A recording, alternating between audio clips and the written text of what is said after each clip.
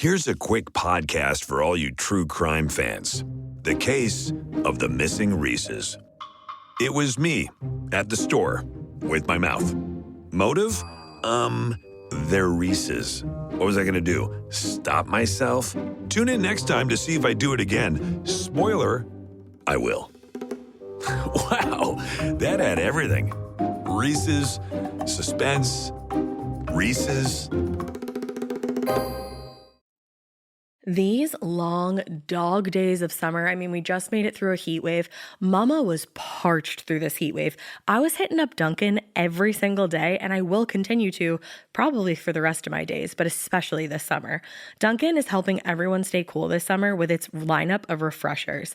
These drinks are packed with bold, fruity flavors and served ice cold. It's amazing. Dunkin' refreshers are the perfect afternoon pick-me-up. I like to start my morning with them personally, and then sometimes I go back for a second one because I'm just feeling crazy. They come in a variety of delicious flavors, including fan favorites mango pineapple and strawberry dragon fruit. And then for a limited time, there's black cherry and there's pink pineapple. I'm going to tell you something right now, and it's a bold claim, let me tell you, but I stand behind it. Pink pineapple will change your life. It is so good. It has me feeling like I'm sitting in a pool, resort side, just living, honey. It's so yummy. Try your favorite flavor with green tea, sparkling water, lemonade, or Dunkin's all-new limeade. I haven't tried the limeade yet, but I'm going to. Usually I get my drinks made with green tea and occasionally lemonade, but I do really like the green tea. Or if you don't want to build your own, try one of Dunkin's curated refreshers like the Cherry Lime Ricky or the Ultimate Pink Daydream. The Cherry Lime Ricky, scrumptious. I could drink like 3 of these a day. They're so freaking yummy. Head to Dunkin' today and find your favorite refresher. Dunkin' refreshers contain less than 1% fruit juice. Limited time offer. Every good detective needs a partner to support them on important cases. Think of a State Farm agent like your sidekick, there to help you along the way in your search for coverage. State Farm can help you choose the coverage you need, whether it's for your home, car, boat, or even RV. With so many options, it's nice knowing you have help finding what fits for you so you can get back to solving all of life's bigger cases. Go to statefarm.com or use the award-winning app to connect with a local agent and get a quote. Like a good neighbor, State Farm is there. Hey, weirdos, I'm Ash. And I'm Alaina. And I'm Cori. And this is Morbid with a guest. Woohoo!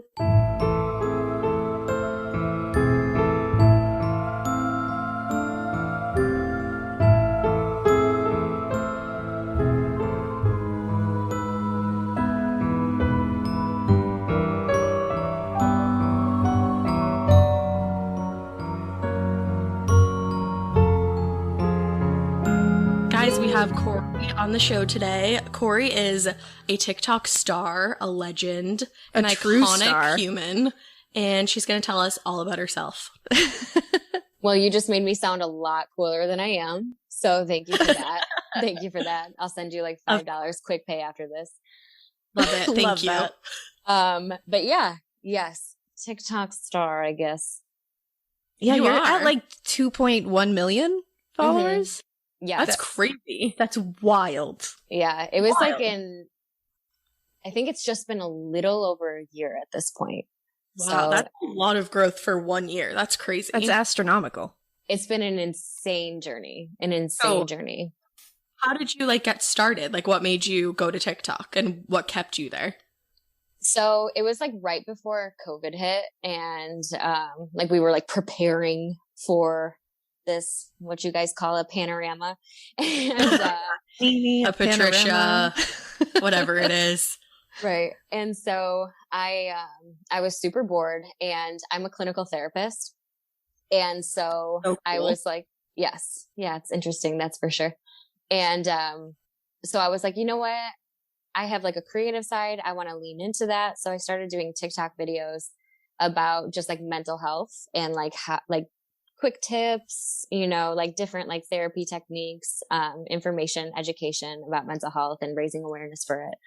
And, so that's how I started. And then after a while, I was just so burnt out from it because I do it 40 hours a week at my job. And then this was that's a lot.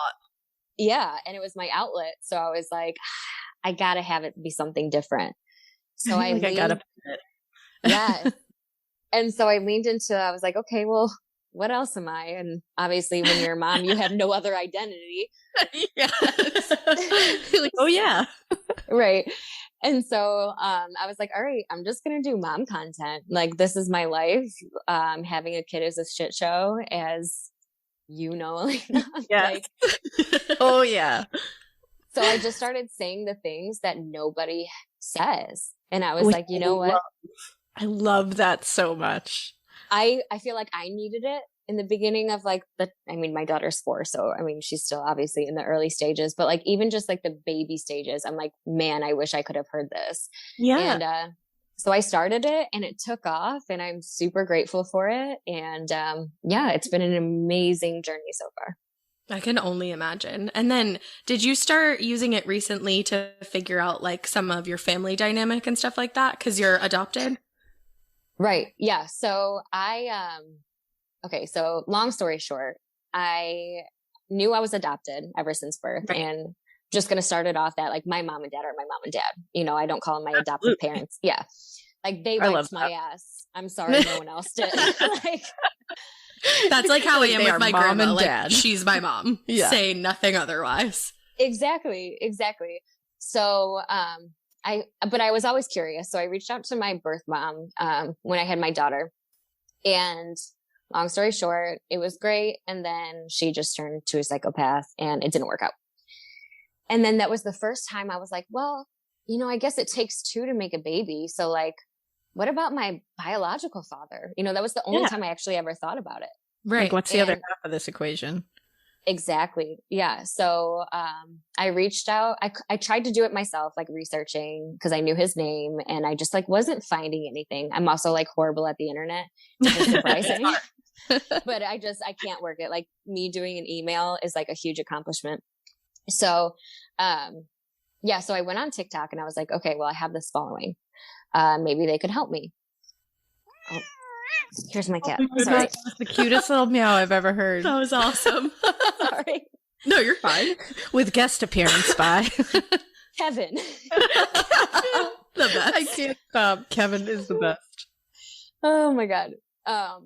And so I made a video and I was like, hey guys, this is the information I have. This is the name. This is the area where I know he lived in. And at this point I knew he had passed away. And the only information I had for how he passed away was through like a brain tumor.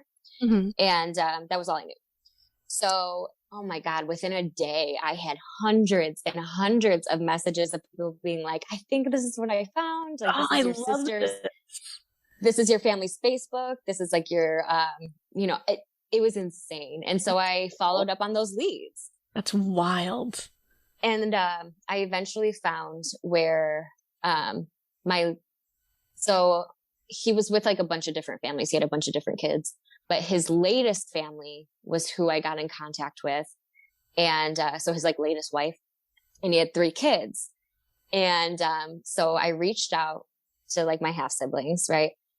And, they were like, oh my God, like we had no idea you existed. Like, this is crazy. Like, like I would love to like set up a conversation with you. And I was like, yes, like I need to find answers. Like as an adopted child, like it's just super healing and always something you think about. For sure. And, biological. You can't fight it. Right.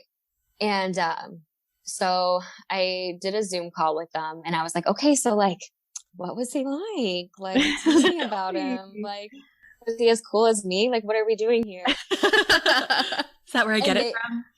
Right. Ugh, well, then here we go. And then they're like, oh, you don't know. And I was like, oh. You're like, what are you about to tell me? Whenever someone uses those words, that particular sentence, you're like, oh, here we go. What's following that? Yup. My heart started pounding. I was like, okay, like this, like, what was he like? I knew he was a drug addict, but I'm like, okay, so maybe he just did something like drug wise that was like not approved of. Sure. Not savory. They're like, it could literally be anything at that point. You have no idea. Right. And they're like, yeah, well, he passed away. And I was like, yeah. And they're like, well, he was in prison. He was life in prison. at the time he passed away. I was like, I'm sorry. But why though? Like, what? Okay. I'm like, life in prison? Like, you gotta kind of have a crime for that. Oh, a big old crime, right? It's gotta be felonious, whatever's coming next. I was like, okay. So for what? And I'm like, do I even want to know this answer? Do I just hang up now? Like, I didn't know what to do. And so they started explaining it more. And they were like, well, you know, he was super abusive. And I guess to them and the wife at the time. Oh, that's terrible. And I was like, yeah. And I was like, I am so sorry. Like the fact that I even like had to trigger this or bring this up. I'm like, you guys don't have to tell me, like, you know, it's okay. Cause I don't want to trigger them anymore. Right. And they're like, no, it's fine. Like they've been in therapy. They're like, you know, we've processed this so much. And I was like, okay, well, whatever you feel comfortable telling me. And I didn't push it at all. And, so supposedly he was very abusive throughout the whole thing. To a point where like his ex-wife was pregnant and, pushed her down the stairs. She like lost the baby. He was super abusive to the kids. And so finally, the mom was like, get the fuck out of here. Like, get out of here. I'm like, hell yeah. Yeah. Yeah. That foot down. Like, this dude's an asshole. And so I guess he retaliated, got really upset, and tried to mass murder his family and by arson. What? Oh my gosh. This must have been so intense to hear. I was like, because you're never prepared to hear it. Like, how do you prepare yourself to like learn that? Exactly. Like, what? Right. You're like, okay, I'm receiving this, but I don't know how. I swear for the next week, I was like calling my mom, my dad, my boyfriend, my best friend. And I just kept repeating the story because I was like, I can't grasp this concept that like my biological father tried to mass murder his family. My God. Right. And, so yeah, it was by arson. He tried to like lock all the doors somehow and set them on fire. I did not push for more details after that. Right. And he eventually got life in prison and died in prison, where I was like, thank fucking God. Like, yes, you kind of deserve to die, you asshole. I mean, oh my God. Wow. So that's a connection to true crime, I guess. That's what I'm saying. I'm like, you know, I was kind of like meant to go on this because I'm like true crime by blood. You are. I love it. I love that you describe it that way. I literally told my therapist, it was so funny. And I was like, do you think like I'm like destined to be a murderer? She's like, what? Oh. No, but I don't blame you. I was going to say, I get that. Because I have like strange motherhood connections. And I'm like, am I going to be my mom? And they're like, you're in therapy. There's no way that that's going to happen. You've chosen therapy. Right. Right. You chose a different path for sure. Yeah. Mm-hmm. And it's so funny because like I got my domestic violence certificate. I'm a recovering addict. I obviously am a clinical therapist, mental health wise. So it's good surprises, free dessert. Bad surprises, hidden fees. That's why University of Phoenix's Tuition Guarantee locks in your tuition rate from start to finish of your program, so you can focus on the sweet stuff. Learn more at phoenix.edu. Okay, let's be honest. I feel like when we were all like really first starting our periods, we all had that moment where we bled through our jeans or something like that. And it always happened at school or at a sleepover somewhere really embarrassing. Periods always come with enough surprises, right? So nobody wants a pad that stinks. And honestly, women have been expected to just deal with that for way too long. That's why Kotex is changing the game with a completely redesigned lineup of pads and liners like Kotex BioCare. Kotex BioCare is the first and only pad with the pH proactive system that helps optimize the pad's pH. And the pad helps combat odor and irritants from period blood. Listen, we take care of our faces with 12-step routines, but we're just going to ignore our downstairs mix-up? Absolutely not. Kotex BioCare gets it, and I love that.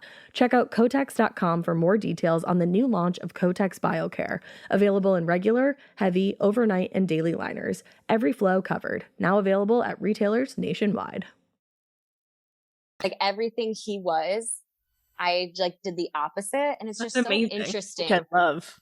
It's so interesting to see how how that plays out. But well, and that's such a like thing to show like nature versus nurture, like how this can just happen. Right. You can fight against nature. Yes, it was insane. So yeah, so that's how I'm a murderer by blood. Wow. Oh my goodness. Welcome. Welcome to the show. I guess we were meant to have you on. It's so funny because Cori reached out to me on Instagram and she was like, I have a huge connection to true crime. Like, I love Morbid. I want to be on. And I was like, oh, I'm obsessed with your TikTok. Let's do this. But I had no idea it was like all of that. That's I was so dying. crazy. And for some reason, I had it wrong. I thought it was your grandfather. So I was emailing and I was using grandfather. You're probably like, what is this girl talking about? No, I don't. I probably said grandfather. Again, I barely have my life together, so I likely said grandfather. But no, it was my father. Wow, that's wild. That's so insane. And it's funny because because Ash brought up your name and I was like, why do I know that name? And then I was like, oh, I follow her on TikTok and I've been obsessed with several of her videos. That's the Cori you're talking about. I was like, I feel like we definitely like sent them back and forth before. Yes. Me and my husband have sent them back and forth because we're always sending like parent TikToks to each other. Right. Just to be like, this one's so perfect. How do people, the accuracy in which people know our lives. Because it's true. The humor that needs to be added with being like a parent is just needed. Like it's survival at that point. If you don't have a sense of humor, I don't know how you survive. I'm not a parent, and I feel like as an aunt, I need a sense of humor to survive the day here sometimes. Yeah. That's how my best friend is. So we call her Aunt, and she's like, it's like 3 hours, and she's like, I'm sorry, like I have to go, like I have to exit at this point. I need to get out of here. To leave. That's me when I leave sometimes. I mean, like I love being here, but there's some days where I'm like, deuces, and I'll just stand on the porch waving at her as she drives away, like, take bye. me with you, crying inside. Like, have so much fun in your place alone. That's so funny. So funny. Man. It's so true. Well, I feel like there's no real transition into this case because, whoa, this is like a crazy case. Have you heard of the TikTok suitcase murders? So I know you had like mentioned it and I was like, don't look it up. Don't look it up. So I want to be surprised. I wanted to be surprised, but I only knew like a little bit about it. So I'm like really excited to kind of get into the nitty gritty and details because all I remember is that they wouldn't take it down. Mm-hmm. Yep, that's a big part of it. For a while. So yeah, that's all I am aware about it. So well, that's like basically all I knew about it when I was getting into it. And then I got into it and I was like, oh, okay, I'd really like to be out of this now because it is gnarly and ongoing somewhat. I only saw that one TikTok about it. Yeah. Like that quick little That's all thing. I really saw. And actually, even though they took that video down, I went on the other day just to see if I could find like the kid talking about it at all, and you can't. But there's so many other creators that are still using that particular video. So it's still circulating TikTok all the time. Mm-hmm. So it's still going around. Yeah. Yeah, it's still going around. My God. Like other people using screen captures or like something like that, which is shitty because if you're somebody on TikTok and you are sharing that video, just know that the family like doesn't want it out there. No. Absolutely. And it's like, so disrespectful. Yeah, that's somebody's daughter, that's somebody's son, like that's somebody. And it's like very graphic. That picture, once you know what it is. Like when you don't know what it is, it can look very innocuous, but like once you know what's happening here, you're like, that is a lot. Right. Like that's a lot. That was just on TikTok. All right, so let's get into it. Let's do this. So our story starts with Jessica Lewis and her boyfriend, Austin Wenner. Jessica Lewis was 35 years old, and she was living in Seattle with her boyfriend, Austin Wenner, who was 27. They had been dating for like 8 years at the time of their death, and everyone who knew them said that they were just like super good-hearted people. Jessica was born in Maple Valley, and by all accounts, she was like a super hard worker. First of all, she had 4 children, so you guys know that's a job in and of itself. Oh, yeah. 4 children. Yeah. Oh, yeah. She also had 2 jobs on top of that. One was where she worked at an assisted living, and then the other one was a nursing home. So that's a she had her superhero. I was going to say, she's choosing like jobs outside of her already completely. You have to be selfless job. Right. She's choosing other selfless jobs. She was clearly just like a very good-hearted person who like, wanted to help other people. Yeah. Yeah. And Austin was born in Kent, Washington, and he was known among his friends as Cash Money, which I just thought was like really great. With that. Like I love that. He also was a father. He had 1 child of his own from a previous relationship. I didn't get like a ton of information about his background just because there really isn't a lot, but they were just like super, super in love, and you could tell they were happy together. Oh. Wow. Now, at the Breaks time, my heart already. I know. And it gets weird. Like, there's a lot of things that, it seems like there's a lot of things people did know that they were doing, but there's a lot of mystery in this where people didn't know exactly what they were up to. So I'm also just going to throw a trigger warning out here. There's like abuse that we're going to get into. There's also like sexual abuse that we'll get into later on down the line. So if you want to sit this one out, feel free. But not you, Cori, and not you, Alaina. We're stuck. You guys are stuck. We're stuck in this. Yeah, we are in this together. So at the time of their deaths, they were renting a room from this man. They were renting a room in a house, and this man was 62-year-old Michael Lee Dudley. And boy, is this guy a fucking dud. He lived in the house along with his tenants, so he was like living with them. This house was on Obwam Boulevard in Burien, Washington. He was charging them $1,500 a month for one room. Girl, that's more than my rent. That's literally like essentially what my rent is, and I have a whole ass apartment. For just a room. One room. I was going to say they just rented the room and like a Just common a room. space. Only the room. Like, I'm sure they had access to the kitchen or whatever, but they literally were renting a room. Like, how I just... Wow. And I was glad because along my research process, like, other people were like, what the fuck? Like, And you're like, okay. Now, Red flag. Me. huge red flag. And they were having a hard time making the rent month to month because, you know, obviously they're living in this situation, like they're having a hard time with money. Like they can't get a place fully on their own. And it's like, you would think this guy would kind of help them out a little bit, but not at all. Right.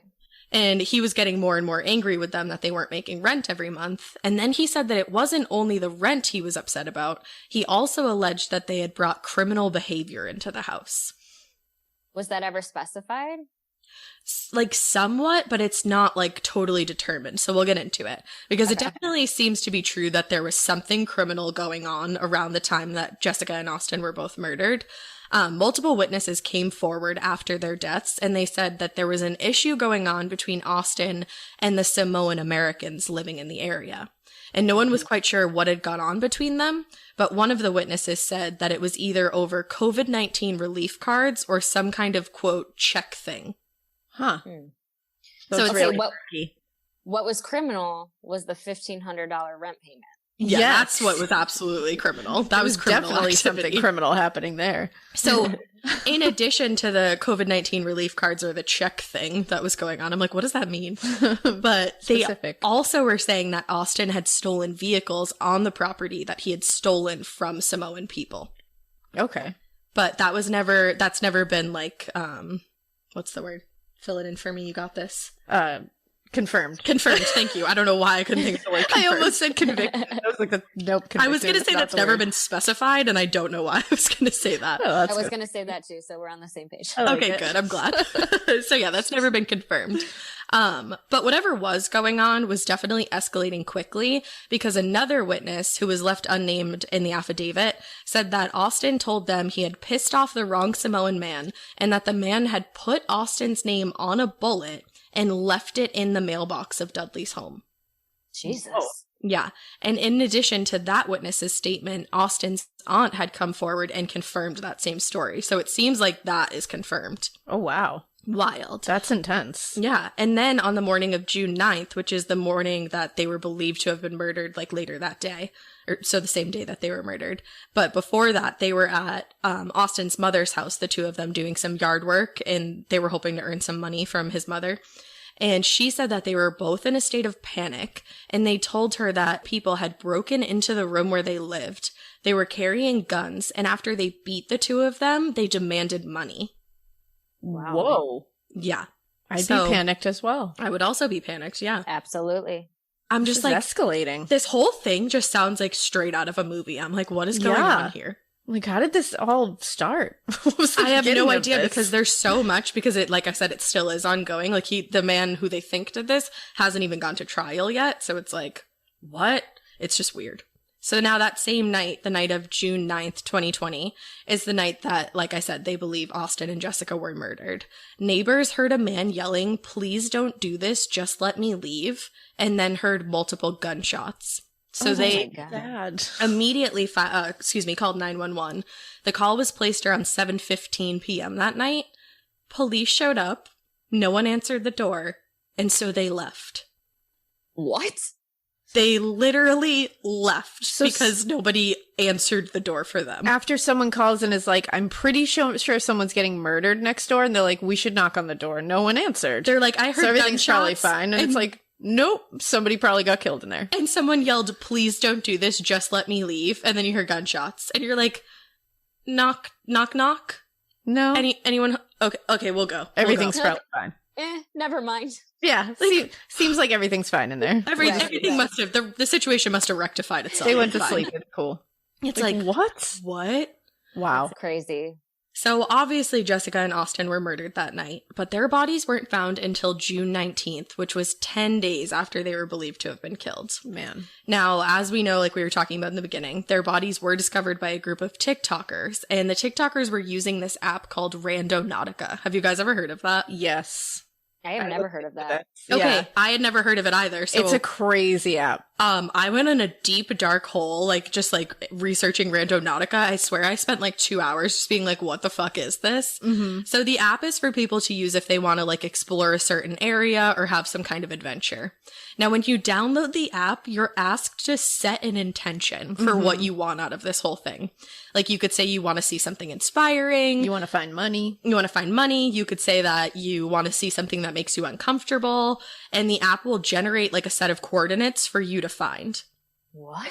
And there's all these stories that people will find these things that they're intending to find. And I have a couple of these stories right now. So people get intense outcomes from this.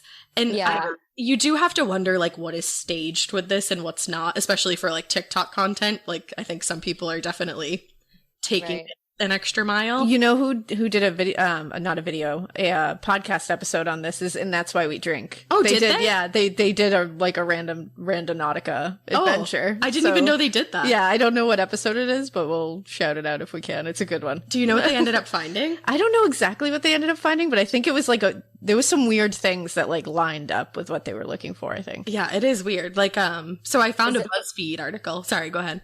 I was just going to say, is it still up? I think it is. It's still an app? Okay. You can still use it, yeah. Mm-hmm. So I found a BuzzFeed article where one set of users stumbled across just this wide open field, and they went in the middle of the night, and there was just a man, by himself, just walking around this fucking field, alone.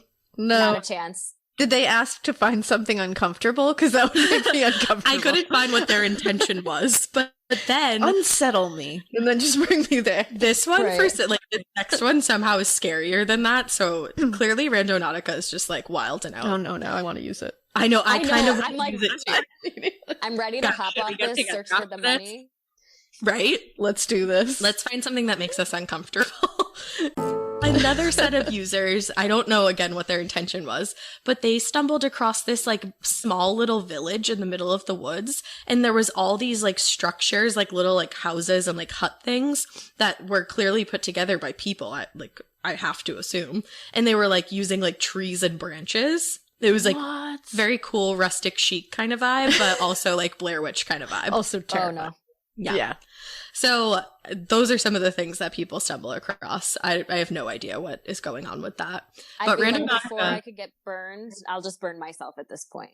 Yeah, right. Yeah, seriously. That's how scared I would be. Yes. Right? I feel like I got this. Don't worry about it, guys. Yeah, I'm going to head out of here. But either way, Randonautica has tips for people that are new to using it, and some of them kind of seem to be in place as precautions. They tell people if they don't normally venture alone, then they should go with a friend or a group. They say that it's best done as a daytime activity, which you're but why though? What? Because at night they're going to lead you to a field with a random guy just standing in it. They also say that you should be sure to have your phone totally charged and to use situational awareness.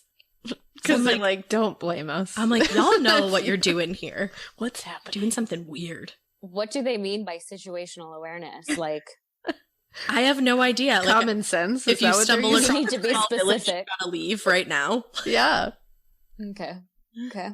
All right. You're I don't want to do this anymore. But either way, these TikTokers got a lot more than what they expected. So that's what they used when they stumbled across this suitcase. And the app generated a set of coordinates that ended up being on Alki Beach in Seattle. And they saw that there was this black suitcase right in the spot where their coordinates had led them to. So that's just like obviously a weird coincidence. This is a very wild way to find this. Very weird. It really is. So they thought that it was part of the app. Like, I don't know if Getting scared is one thing. Getting a thrill is, well, you want more of those in your life. The Genesis GV70 is built to thrill, baby. A thrilling yet elegant design always makes driving the GV70 an exciting adventure. Its powerful athletic stance screams performance and turns heads. Everybody's looking at you, girl, or boy, or whoever. Command the road and experience a class-leading standard 300 horsepower. Oh my God. Plus, discover the different dynamic drive modes for all different terrains. Choose between the different terrain modes for whatever road conditions you may encounter. The Genesis GV70's award-winning technology and performance lets you drive with comfort and drive with confidence all at the same time. It's an exciting SUV with intuitive tech that can make your ride smooth even when the road isn't. And its blind spot cameras allow you to see what's next to you. It's like having eyes on the side of your head. That's pretty iconic.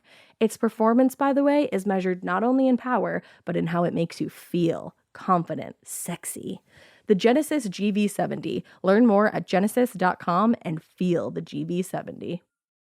This episode is brought to you by SoFi, the all-in-one finance app where you can bank, borrow, and invest all in one place. Let's talk about bank accounts for a second. The average bank savings rate is 0.39% in interest. You're earning pennies on your savings, and it doesn't have to be that way. But with SoFi's high-yield checkings and savings, the money barely making moves sitting in your savings account can earn over 8 times the national average savings rate with eligible direct deposit. No account or overdraft fees. We love transparency. You can get your paycheck up to 2 days early, plus get up to a $300 welcome bonus when you sign up with eligible direct deposit. Sign up for SoFi checking and savings at SoFi.com/morbid. SoFi checking and savings is offered through SoFi Bank, N.A., member FDIC. Terms apply. To me, I'm like, oh, did they say that they wanted to get money? Because they thought that the suitcase was full of money. So they started opening it. And then they were like poking it with a stick just to kind of like, I don't mess around with it, I guess. But as soon as they started opening it more and more, the smell permeated the air, and they said that it was the worst smell they had ever smelled in their entire lives. Oh my God. We all know what that means. And immediately they called 911. Now, I'm not sure how long it took for the police to show up, because in a couple of sources, it said that it took hours for them to come. Which I I'm read like, that too somewhere. and I'm like, based on the fact that they left when they thought that somebody like could have been being murdered, like maybe they did take hours to show up. You know, I was going to say it's not that far off. So. Maybe something's really going down around this area. They came to the suitcase, knocked, no one answered, and they left. Yeah, maybe that's what happened. Like literally. They were like, nope, don't see it. All right. Sorry, gotta go. So when they got there, the suitcase actually wasn't where the kids said it was going to be. So that's why I'm like, yeah, I think it took them a while to get there. But somehow, I mean, I'm assuming like the tides or something probably had something to do with it. And the suitcase had gotten back into the water, and there was a bag floating nearby because the bag that was in the suitcase got free. Oh. Now, it appeared to have a torso inside of it. Oh my God. Wild. So they called the harbor unit because they were like, hello, back up, please. And while they were waiting for the harbor unit to arrive, the police found another bag floating in the water just a little bit farther away. Now, this one was a large duffel bag. And as they discovered that bag, a smaller white bag floated from underneath it. Now, all of the bags had the remains of 35-year-old Jessica Lewis and 27-year-old Austin Wenner. So horrible. 3 days after that discovery, another bag was found with more additional body parts belonging to the couple. In the same river or body of water? I couldn't find what body it was, but it said it was different bodies of water. I just couldn't find like the exact one. Oh, where wow. It was. Wow. So whoever had done this had clearly them. tried to separate them out and hide them. That's Wow. horrible. So sad. I just, the fact that people found this just doing like some fun little adventure Doing on a an app, Randonautica thing. a random app that's just supposed to bring you like weird stuff, like a random guy in a field. Mm-hmm. And they found like that. You can't make this up. No. Like if somebody wrote this in a movie, you'd be like, that's ridiculous. Like that would never happen. Well, a lot of And people that's- when the TikTok happened thought that it was fake. Yeah, I would have. Like, I think I remember seeing it and being like, yeah, fucking Yeah, I was right. like, that's not real. Right. And that's so traumatizing for the people that have found it. Yeah, I know. Like, that's not easy on them. Oh my God. There's no way to prepare yourself for that. And there's no way to ever, I mean, you literally stumbled upon someone's child. Yeah. Like, you know what I mean? No matter how old they are, they were someone. Right. And, like, you just stumbled upon pieces of them in a suitcase. Like, that will stay with you forever, I would think. Yeah. That's just yeah, you can't unsee that. Now, I guess we'll blame this on trauma, because even after knowing what they had discovered was a human body, one of the kids from the group, like we said, still decided to upload the video. Yeah. And he captioned it, "Something traumatic happened that changed my life. We found this black suitcase. We were joking that maybe the suitcase would have money, but the smell was overwhelming." And then alongside the caption, he added a couple of hashtags, and among them were #crime, #murder. So I do feel like he kind of wanted to go viral with this. How old were these kids? Do you know? I don't know their exact ages, but I think they were probably like 16, like around that age. So I think one of the things you could probably say, like, by no means am I justifying it because it's not okay. Young and But, like, stupid. as a 16-year-old, I think they are of that generation that grew up sharing literally everything online, or seeing that everyone shares everything online. They never had a period of time where they weren't sharing everything online or seeing everything being shared online. Right. So I think it's just another thing, like, this traumatic thing happened to me. I'm going to share it online because that's what we do. And I don't think I hope that they didn't think farther than their own nose there, and just weren't thinking of the fact that this is someone's life, and this is someone's family member, this is someone's friend. Yeah. You know? See, I definitely, like, I think in the beginning of it, I would hope it's ignorance. and I think it definitely was, but then it got to the point where they were asked to take the video down, and they were refusing. Okay, and that's just... So that's when it's that's like, just fucked fuck up. you. Yeah, that's fucked up. Well, so their brain isn't even fully developed yet to think, like, in that rational logic way.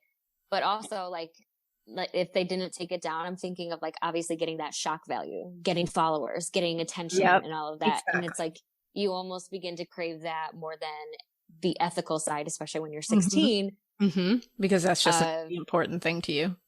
Right. Exactly. No, I totally agree with that. Yeah. And you're right, it did go viral, like super viral. And actually TikTok, like, itself, like, they asked, like, TikTok to take it down, and TikTok said they couldn't really do anything about it because technically it didn't violate any of their guidelines, which is a load of BS, because there's so many, like, plus size models that I find on TikTok, and their videos get taken down all the time for violating guidelines, when, like, other creators don't get taken down for wearing the exact same things. And then this is 2 people's bodies that we're finding, like, dead bodies, and that doesn't violate your guidelines. That's so messed up. It drives me nuts. TikTok drives me nuts sometimes. I bet. I see it all the time with, like, some of my favorite creators like you, where, like, all of a sudden they'll put up a video and be like, well, this got taken down 3 times and I'm not really sure why. And it's always something completely innocuous. So you're like, why? Yeah, like, why did that get taken down? Like, there's nothing in that at all. And then that doesn't? Like, what is the standard here? Right. I once had a video, educating, like, my daughter on, like different types of families, like adopted families, gay families, all of this, and it got taken down. And I'm like, what? How? Like, what does that violate? What guideline does that violate? It's like, that should be shared widely. I don't understand, like, what? Thank you. Yeah. That's wild to me. It's so ridiculous. Like, I follow Remy Bader, and she's, like, a very body positive, like, girl that, like, she's an influencer, and her videos will get taken down sometimes where she's trying on clothes, and it's like, she's not being inappropriate at all. It's so Oh my God. I don't think ridiculous. there's an actual standard. I feel like there's some kind of weird picky choosy thing. I think so, Yeah, too. absolutely. It's like whoever's working that day. Yeah, exactly. If Susan is working, your videos Susan are getting taken down. Whatever mood they're in. Yeah, exactly. Right? Literally. So, like I said, load of BS. And the family of the victims continued to ask that the video be taken down. And finally it was. But at that point, it had been viewed over 30 million times. Wow. So that's ridiculous. And nobody actually knows if it was the creator that ended up taking it down or if it was TikTok themselves. That's still something that nobody really knows what happened. That's interesting. Yeah. Now, before the video was taken down, Jessica's aunt Gina, who is, like, really prominent in this investigation, and she's, like, very vocal and has been very vocal throughout the whole thing. She organized a GoFundMe that was originally set up for reward money, like, before they had known the person that was involved in this. And she posted to the GoFundMe, TikTok should have pulled the video down the moment it was confirmed that it was human remains. They should have pulled it the minute Jesse and Austin's names were leaked to the public. They should have pulled it the moment the family asked them to. Countless times. If possible, if you two could please ask TikTok or the creator. She used his name, but I'm not going to just because I think he's like younger. Yeah. If you could please ask TikTok or the creator himself to please remove the video off their website, I'd greatly appreciate it. These were real people. Both TikTok and the creator got their celebrity status. Now please have some respect for human life already. Their parents are going through enough. Wow. Yeah, I mean, that shouldn't even be a thing that she has to like plead to have that taken down. I feel like it says so much about like this generation as a whole that even has to be like put out somewhere. And where social media is as where we are right now, that it's like she had to make a desperate plea to get that taken down. Yeah. It's sad. Yeah, it is. Sad. It really is. So the King County medical examiner was able to determine that Austin had actually been shot once in the torso, and that was how he died. And again, he was believed to have been killed on June 9th. Now, Jessica was determined to have been killed the same night as well, but she suffered 7 gunshot wounds. Wow. Now, I saw both of them were also determined to have been beaten before they were killed. And some people theorized, because again, nobody knows exactly who was involved with this. They have one man that 100%, in my opinion, like did this, but they do think he had help. So one theory is that Jessica was killed first and maybe was being like tortured in front of Austin. And that's why there's such a difference in the manner that they were killed. That's horrific. It's terrible. So from like what I've heard, like especially like you guys in other episodes, like that's personal then, right? Like having that beating and then being shot that many times. I would like it. I would think right? so. Personal, or at least like motivated by, in my opinion, money. Yeah, I was gonna say trying to get something out of Austin. Probably. Like, I think there definitely must have been like something that was in the person who did this opinion, like stolen from them. Yeah, I think, or a punishment for Austin. Yeah, because it's like the person he loves. Exactly. Like I said, I mean, they were together for 8 years. Yeah, and they were so in love. So I think it's like gut wrenching. It's so sad. And Kathy Taylor, the forensic anthropologist, looked over the autopsy report herself, and that's when she said that this was likely with the aid of other people. Now, the reason she believed that to be true was because the cuts made to the bodies were disorganized, and it was clear that the cuts had been made using different tools and in different manners. Oh, okay. That's Which interesting. Is definitely interesting. But then it's like, I've seen cases, like, again, that we've covered, where different tools are used because this is so terrible, but, you know, maybe a blade gets dull, or maybe one works in some way and doesn't work in another way, or it breaks, or... Yeah. Exactly. So it's like, yeah, maybe other people were involved, or maybe this was the person we think it was, and he just had to use different tools to do this. Wow. Didn't have to, but did use different tools to use this. Well, and shooting is also a really, like, it sounds terrible, but it's like a quick method of dispatching someone and, you know, disarming someone. So it's not like they were stabbed or something else, or like... that would take more than one person, you know what I mean? That like indicates more than one people. Like when it's shooting, it can more go towards one person because you can easily disable someone quickly with one shot. I can see that. And I have a quote later on from a person involved that we'll see. I just don't think multiple people were involved. But I just don't. I'm not totally sold, but where I'm at right now in the research process with this whole thing, and like from what we know, I do think it was either solely this guy, and like maybe he had one person that helped. Okay. But before we get to that, we'll finish this part of it. It was believed that they were killed and dismembered inside because there was a lack of insects on the body, but there were also some strange findings. There was grass found inside of Jessica's mouth, and there were animal feathers found on the bodies. What? Animal feathers. Do they know what kind of animal?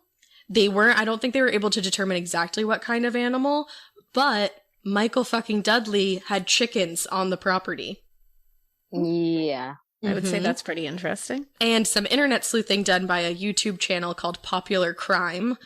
They actually got all of the affidavits and everything put together. I couldn't find them anywhere, so I don't know how they got them, but I'm like, thank you for getting those, because that was so fucking helpful. And I actually found them through one of our favorite YouTubers, Stephanie Harlow. Oh, I love her. Who also did a video on this. Shout out to her. Go check out her video. But Popular Crime found out that Michael Dudley actually at one point in time was using Airbnb to rent out Jessica and Austin's room before they lived there. And a guest who stayed in their particular room was the one to point out that, yeah, he did have chickens on the property. And once a chicken had actually gotten into their room through an open window. I was going to ask that if they entered the house at all. So I guess it makes sense that there would have been feathers inside of that house and apparently particular room. Like, can chickens jump like that? I think they can fly like a little bit. Like, do chickens fly? Like, can we think confirm? If they I think if they bounce, I don't know. Like, I think if they get a little bit of leverage, they can shoot up in the air a little bit. Eat themselves through the window. Okay. Yeah, they just eat it themselves. But either way, a chicken got in there, my dudes. I don't know how. But that's wild. So I guess it's not out of the realm of possibility that the feathers got onto the bodies while they were being dismembered inside of the house. Yeah. And if it was, I don't know if there's a basement in that house or anything like that. Yeah. Or okay, because I was going to say if there's another room in that house that chickens could have gone, that it's easier to access. Yep. Maybe. Or even just think of like maybe this guy went out and fed his chickens and like had to wrangle them up. I don't know if you wrangle chickens, I guess you do. But maybe he had feathers on his clothes or something, you know? Yeah, you don't know. And trailed them in. I don't know. I don't have chickens, so I don't know. Anything's a possibility here because I don't have chickens. When chickens are involved, anything is possible. It's true. Including double yolked eggs, which are some of the yummiest eggs. Yeah, and they're just good luck. Putting that out there.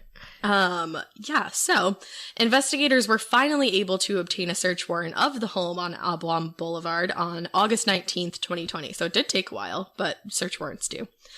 They found bullet holes in the walls and in a nightstand and blood in Jessica and Austin's room. So all the bullet holes and the blood and everything was found in that specific room.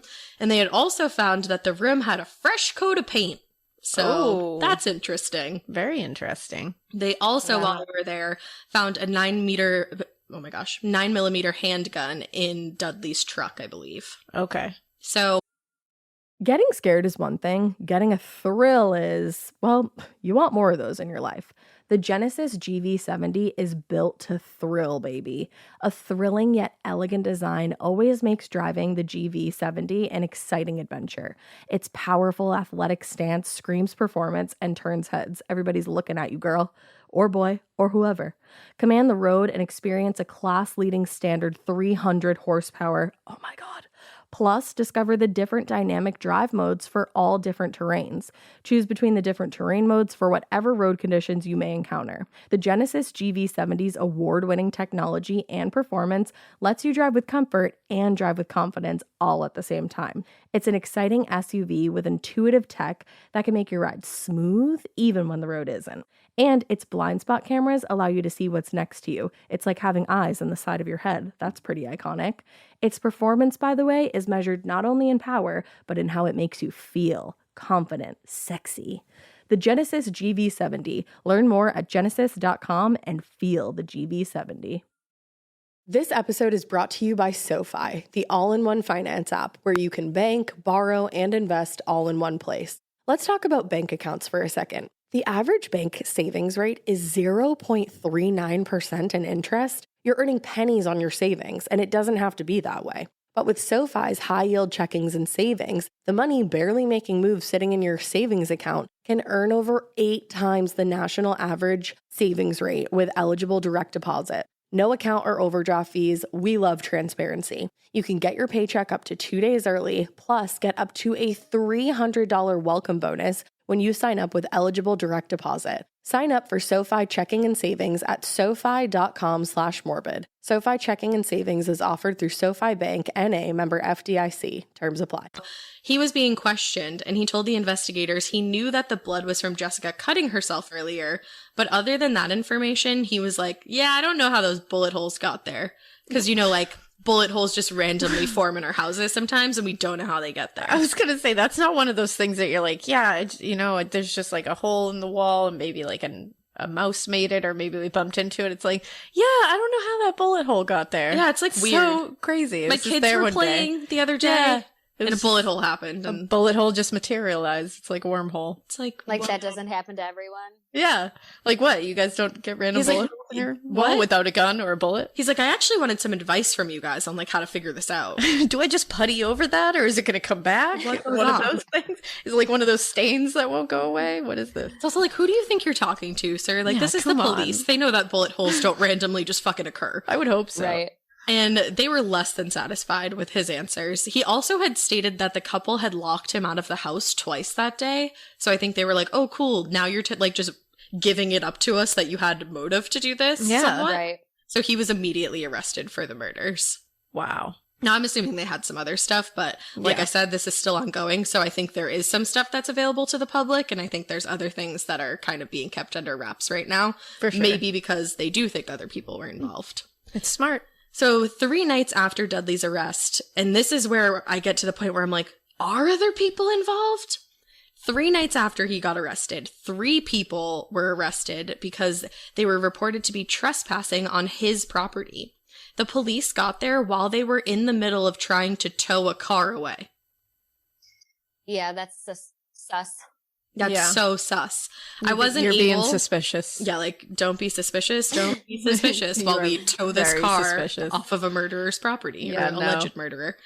I couldn't find any information about who these people were other than there was 2 men and one woman who was arrested.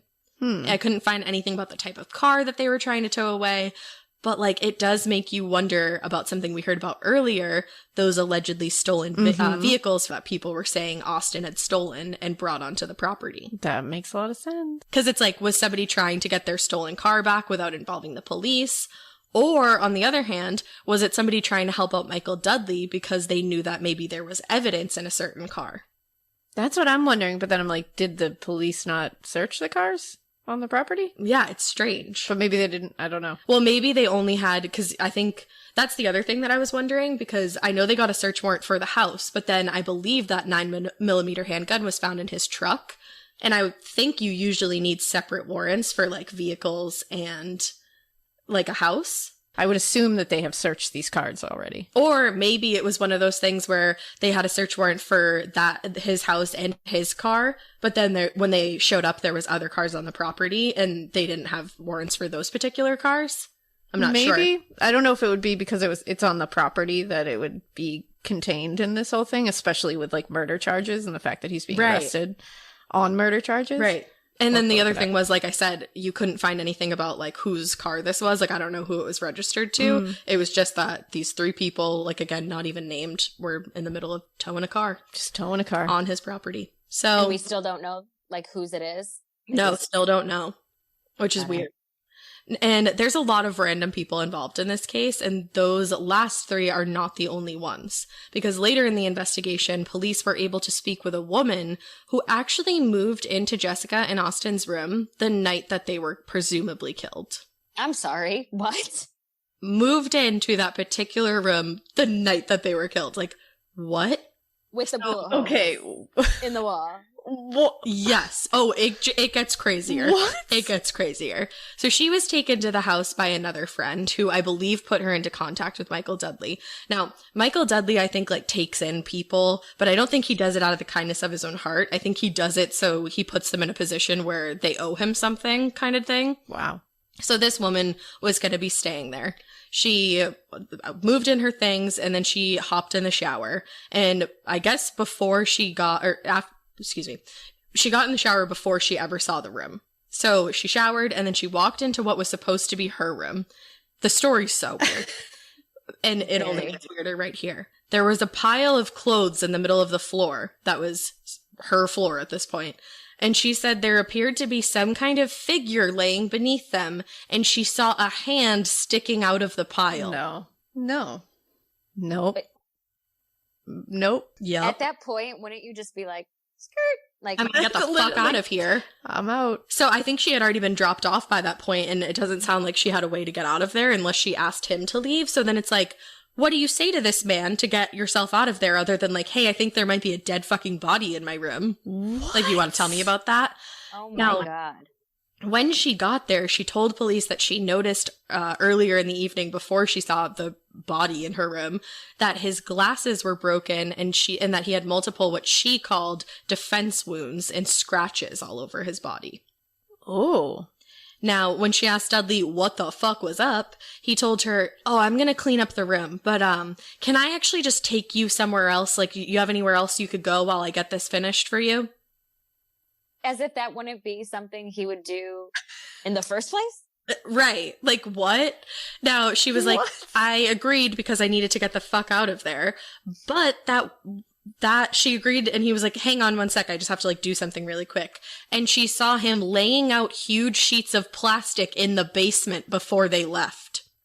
Now, she apparently jokingly asked him what had happened, and his response was this. Let's put it this way. His gun misfired. Mine didn't. What? I also have no idea if she ended up going back there and, like, staying in the house after seeing a potential dead body, and hearing this man say to you that he essentially killed someone. And what do you do in that situation? Like you said, she's in a real bad situation. What does she do? Because you can't just, like, run out the door. He's going to chase you. Like, if he's a murderer, this is bad news. And then it's like, if you don't come back, is he then going to come hunt you down? Because now he knows that you know he did something. And if you don't have somewhere else to go, what are you supposed to do? Wow. That's... Like, I would just be like, oh, cool, like... Fun. It's so sad. Go run to the grocery store and never come back. And literally never come back. Right. Now, another witness who is also left unnamed in this affidavit used to use one of the rooms in Dudley's house as, like, a storage kind of area. And she had met Jessica and Austin on multiple occasions. And when she asked Dudley where they were, he allegedly told her, "You're not going to have to worry about them anymore." Nice. Like, wow, he's really being conspicuous. Yeah, don't be suspicious. Don't be suspicious. Wow. Like, what an idiot. Seriously. Right, like, you're just telling everybody. What an idiot. Those are the kind of dudes, though, or kind of people in general, that think that they're above it all, and they think everyone around them is so stupid that no one's going to catch on. That's actually, like, what Stephanie Harlow was saying. She was like, I don't know if he just thought he was, like, gonna get away with this, like, if he's some kind of narcissist and he was like, nothing's ever gonna happen to me. Probably. And it seems as though he is, because in a second we're gonna get into his past and you're gonna be like, what the actual fuck? Yeah. But before I was gonna say... Oh, go ahead. No, I was just gonna say the first thing that came to my mind even earlier was, like, he's a narcissist, just for even, like, how he was talking to the cops. Like, you think... Yeah. Right.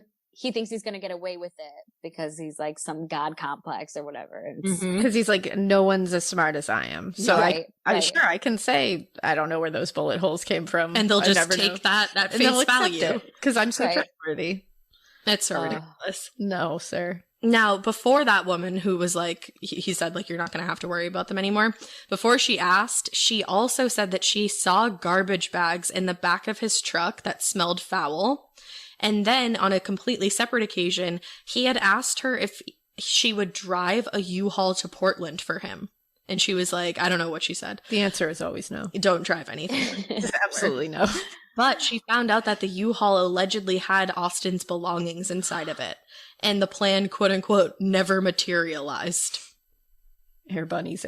So they just never got around to doing that. But I feel like she knows a little bit more than she's saying.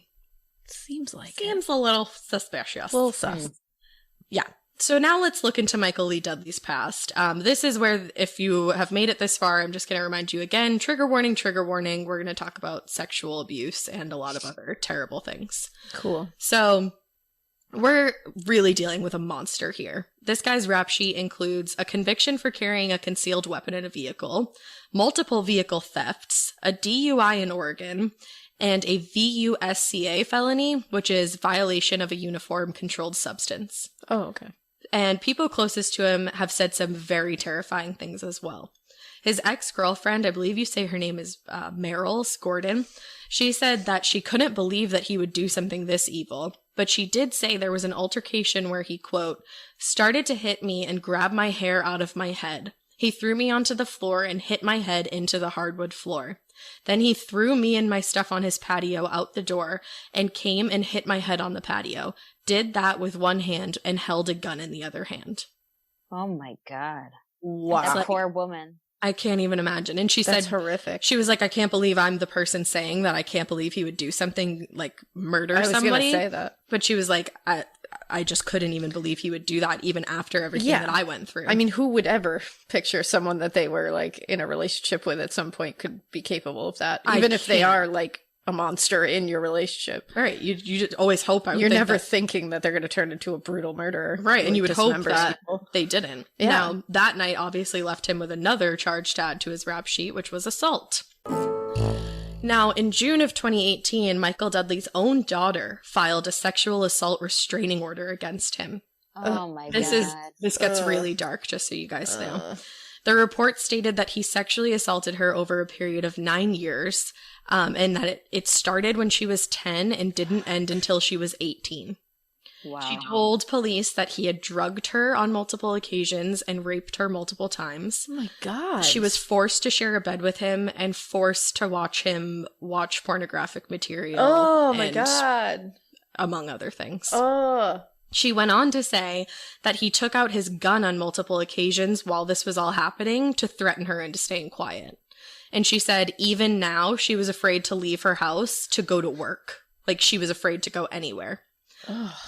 Michael Lee Dudley didn't face a single charge for this because his daughter was told she should have filed the report as a domestic violence report instead of a sexual assault report. Fuck off. Fuck no. Fuck off. Like, why would you Are not you just say, like, kidding me? here's the paper to do that instead? We'll just put it onto a different fucking paper for you.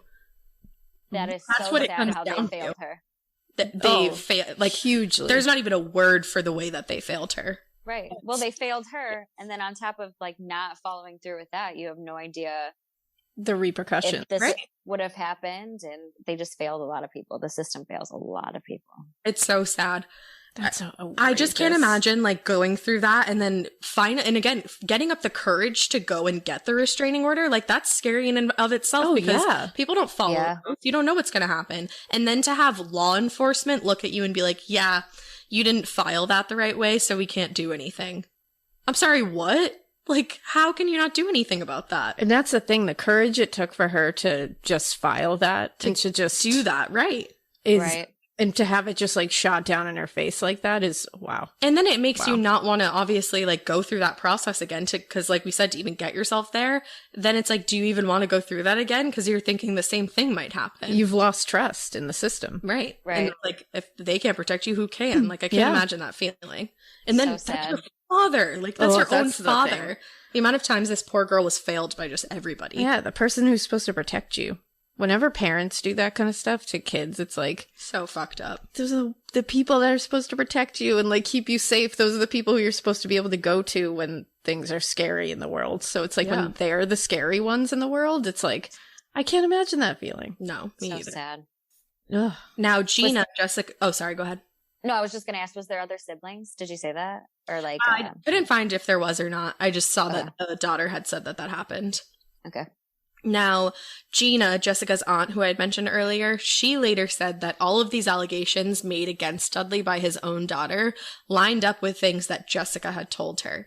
She told police, this is a direct quote, sometimes he would break their car so they couldn't leave. He put trackers on people's cars. Anytime he ever got into a dispute with anybody, he would tell them to leave but try to keep them in the house. Oh. Wow. He's a monster. He's so scary. This is an animal cruelty warning as well.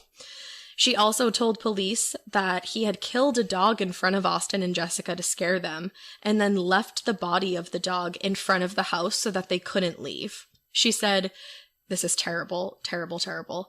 He beat this dog to death with a hammer because it got one of his chickens. He just left it out there for the other dogs to look at and sniff. He's a freaking psycho.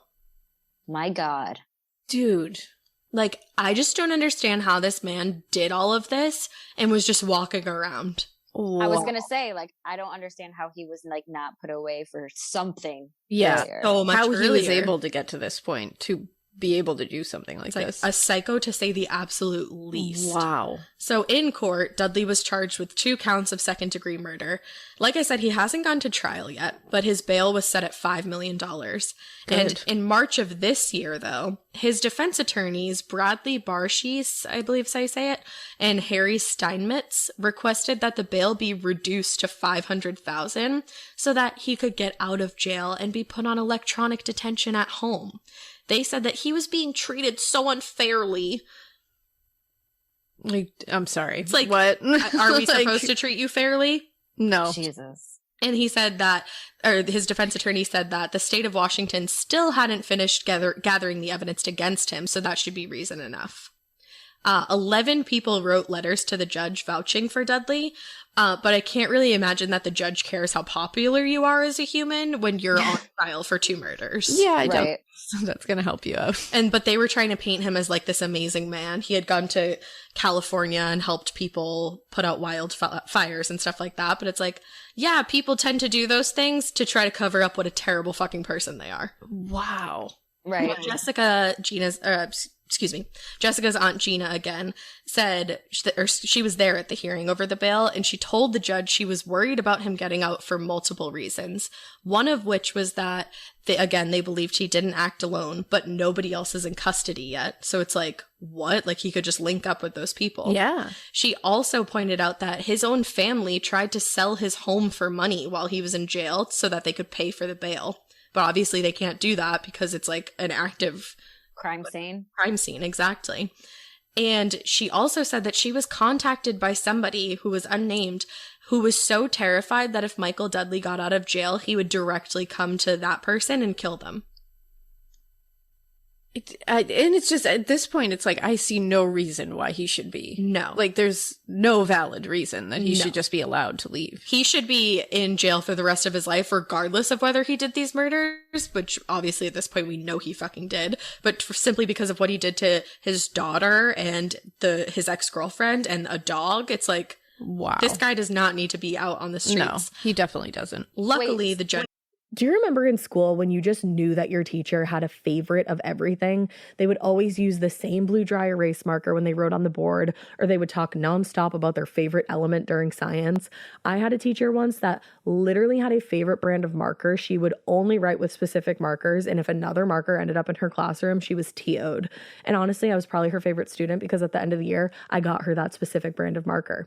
Let's talk about their real favorite thing, though. Their favorite tissue brand. Kleenex.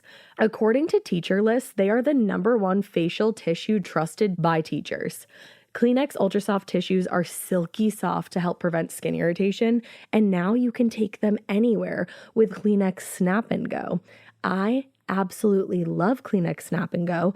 It's so perfect to have that in your car. I had a cold last week and I was just...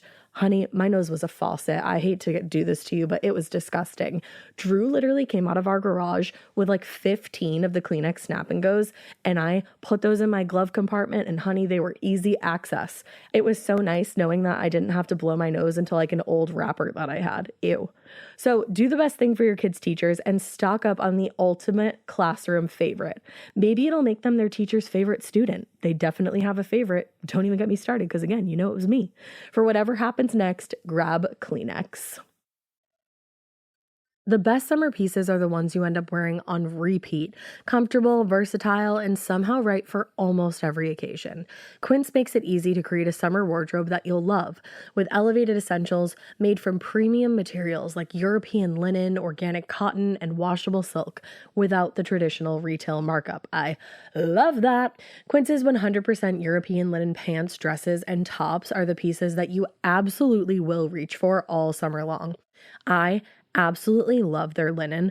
I have so many pairs of their linen pants, which you can dress up or you can dress down in the summer. Like, say you're going to a nice dinner, you can pair it with like a silk shirt, a really cute necklace, some good, makeup and an updo. Or if you're just looking for a more casual look, you can do the linen pants with like a loose button-up shirt and you still look really chic, kind of like, I don't know, Diane Keaton vibes, I kind of think. Also, it's not just apparel. Quince also offers elevated essentials for your home, from bedding and bath to kitchen essentials and furniture. They have it all, honey. I am a big lover of Quince, and I really do think you will be too. Make your summer wardrobe feel easier. Go to quince.com/morbid for free shipping on your order and 365-day returns. Now available in Canada too. That's QUINCE.com/morbid for free shipping and 365-day returns. Quince.com/morbid. So, Sorry, go ahead. Please tell me he didn't get out on bail. No, he didn't. The judge denied the request to lower the amount. It stayed at $5 million. So he's still, nobody's going to be paying $5 million for him to get out of jail, I hope. Oh God, I hope not. He was arraigned on September 8th of 2020, and he pleaded not guilty to the 2 charges of second-degree murder. Now, his trial was supposed to take place on October 1st, but it did not, and I haven't found any update past the arraignment.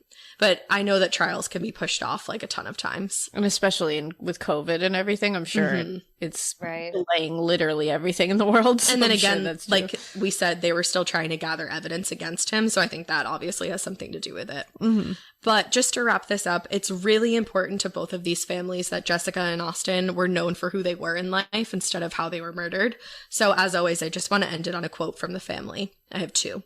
Jessica's Aunt Gina said, "I don't want them to be remembered in a violent way. I want them to be remembered for their humanity and their kindness."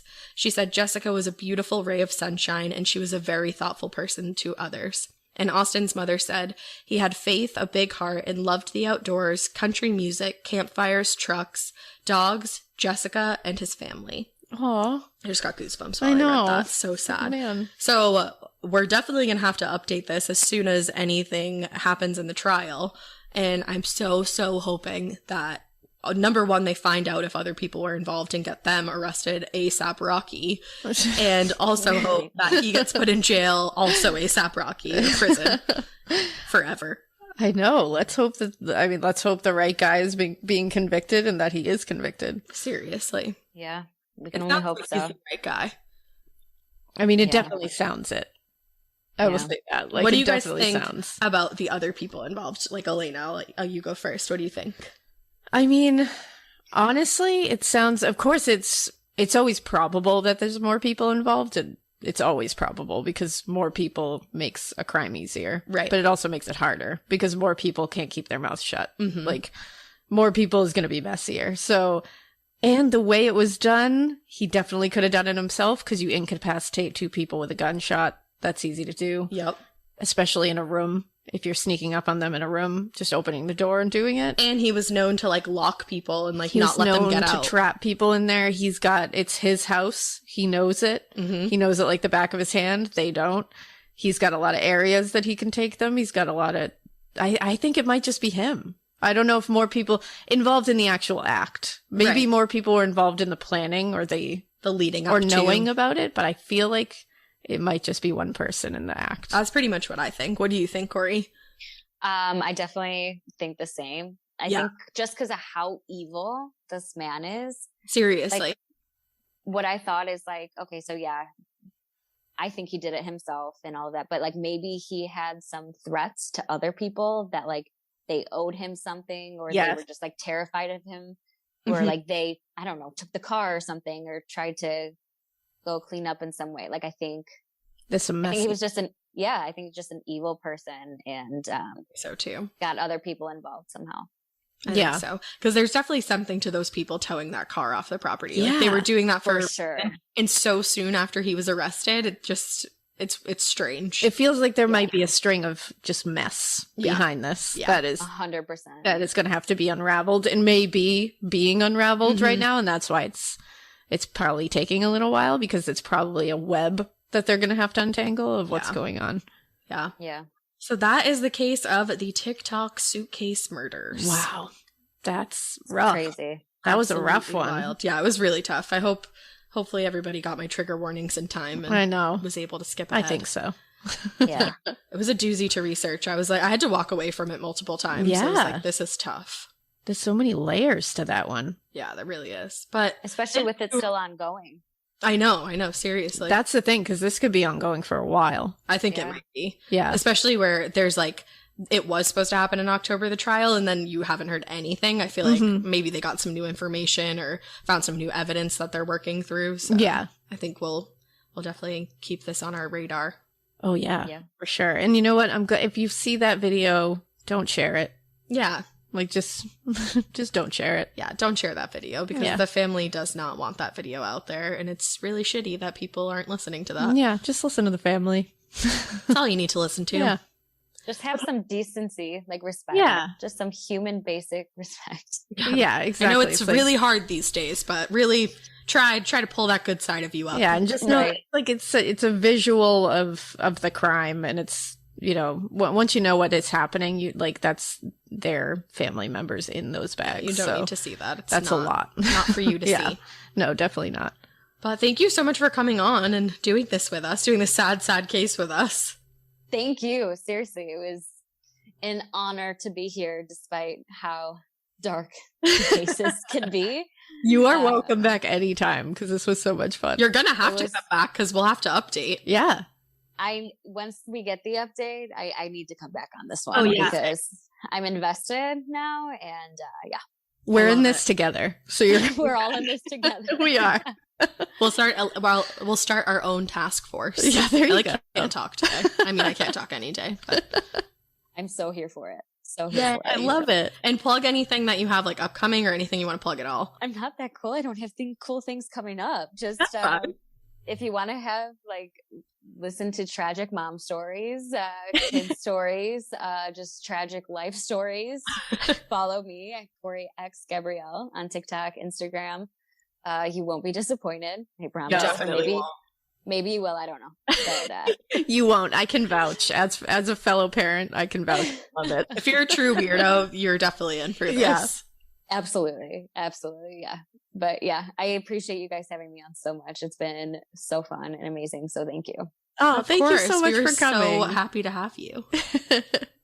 All right, guys. Well, we hope you keep listening, and we hope you keep it Weird. but not so weird that you do any of this. No, or share that please video. no. Yeah, don't keep it so weird that you keep sharing that video. Yeah, That's don't do shitty. it. Bye.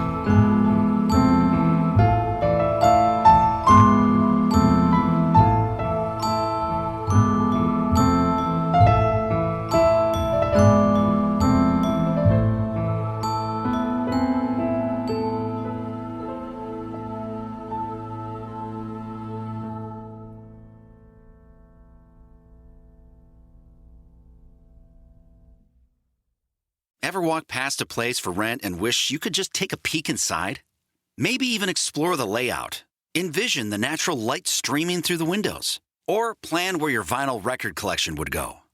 At Apartments.com, you can. With tools like their 3D virtual tours, you can see the exact unit you could be living in. Really envision yourself in your new home with Apartments.com, the place to find a place. Do you remember in school when your teacher had a favorite of everything? A favorite marker, a favorite element, and yes, even a favorite student. Who wasn't me, so let's move on. I want to talk about their real favorite thing. Kleenex tissues. According to teacher lists, Kleenex is the #1 facial tissue trusted by teachers. They're silky soft, help prevent skin irritation. And now, with Kleenex Snap and Go, you can take them anywhere. Stock up on the ultimate classroom favorite. For whatever happens next, grab Kleenex.